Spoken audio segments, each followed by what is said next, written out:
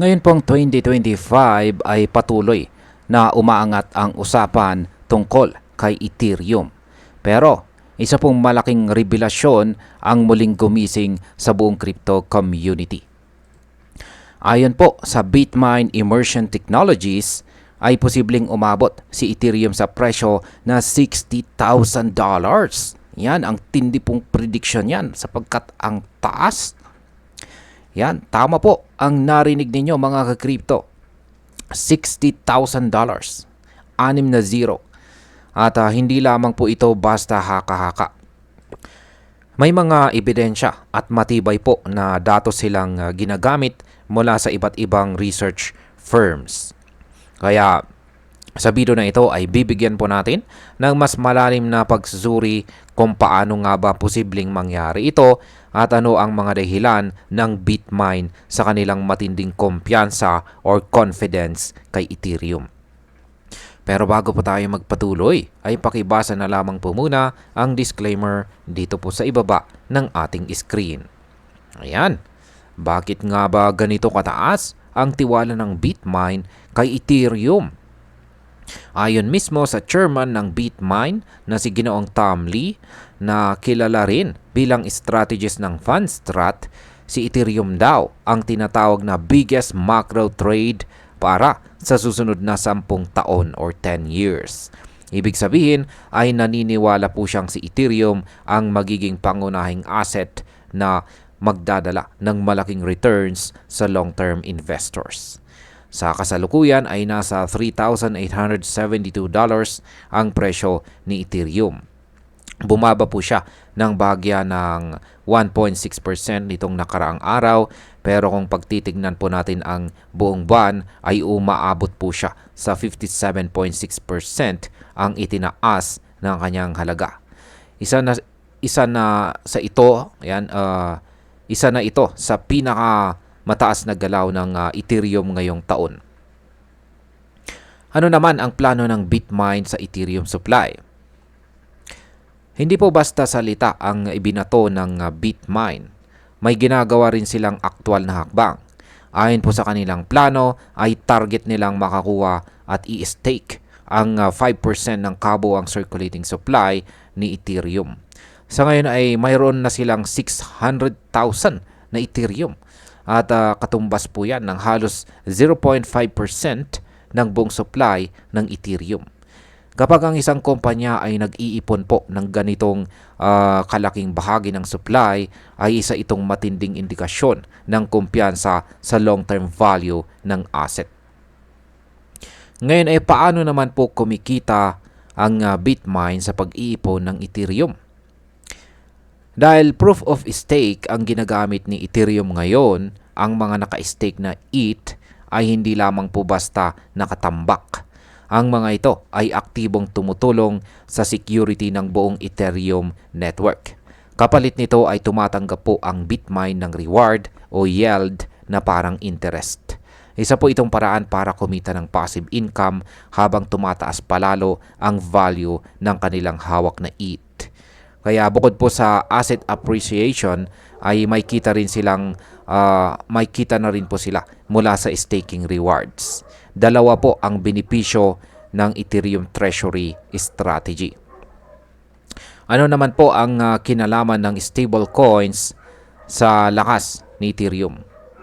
Isa rin sa mga rason kung bakit matibay ang pananampalataya ng Bitmain ay ang malakas na ugnayan ni Ethereum sa stablecoin ecosystem. Ayon po sa Bitmain ay higit 60% ng lahat ng stablecoins sa buong mundo ay tumatakbo or nag-ooperate sa Ethereum network.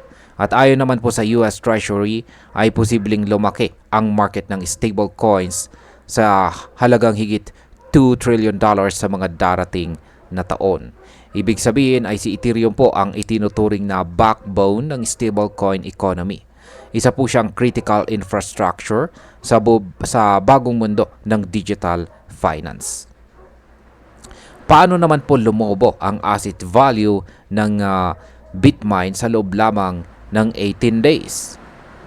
Nito pong July 8 ay nagsimula po ang Ethereum Treasury Strategy ng Bitmain sa pamamagitan po ng $250 million na private investment deal.